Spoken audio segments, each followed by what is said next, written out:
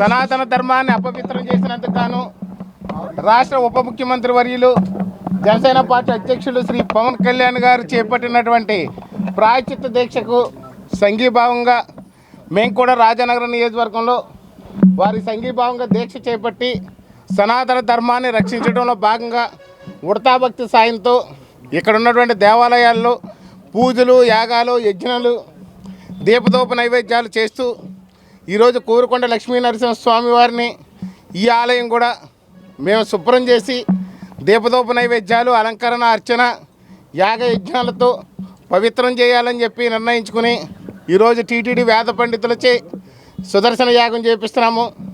అదేవిధంగా ఈ యొక్క లక్ష్మీ నరసింహస్వామికి ఉన్నటువంటి 610 సుమారు మెట్లను కూడా శుద్ధి చేసి పసుపు రాసి కుంకుమ బొట్లు పెట్టి ఈ యొక్క పవిత్రతను కాపాడడానికి మా వంతుగా మేము కృషి చేస్తున్నాం.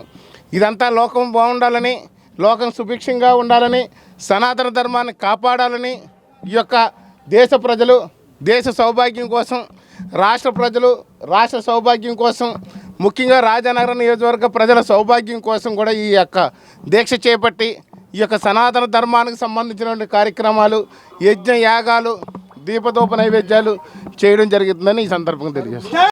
పూజిస్తాం, పరమతాన్ని గౌరవిస్తాం, క్రైస్తవ మతాన్ని గౌరవిస్తాము, ముస్లిం మతాన్ని గౌరవిస్తాము, ఇస్లాంని గౌరవిస్తాము, అన్ని మతాలని గౌరవిస్తాం.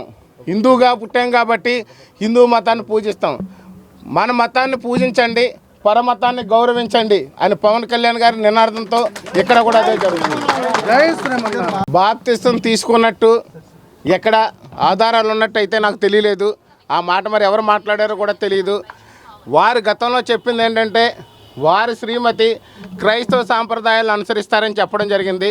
ఆవిడ క్రైస్తవ సాంప్రదాయాలు, డిప్యూటీ సీఎం గారు మా భార్య ఆవిడ క్రైస్తవ సాంప్రదాయాలు అనుసరించినప్పటికి కూడా హిందూ దేవాలయాలకు కూడా ఆవిడ వెళ్ళడం అనేది చూసాము.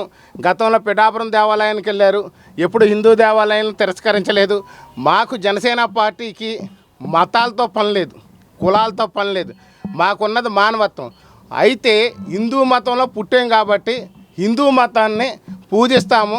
క్రైస్తవ ఈ యొక్క ముస్లిం మతాలని, ఇతర మతాలన్నింటినీ కూడా గౌరవిస్తాము, వాళ్ళందరినీ స్వాగతిస్తాము కూడా అని చెప్పి సందర్భం తెలియజేస్తున్నాం.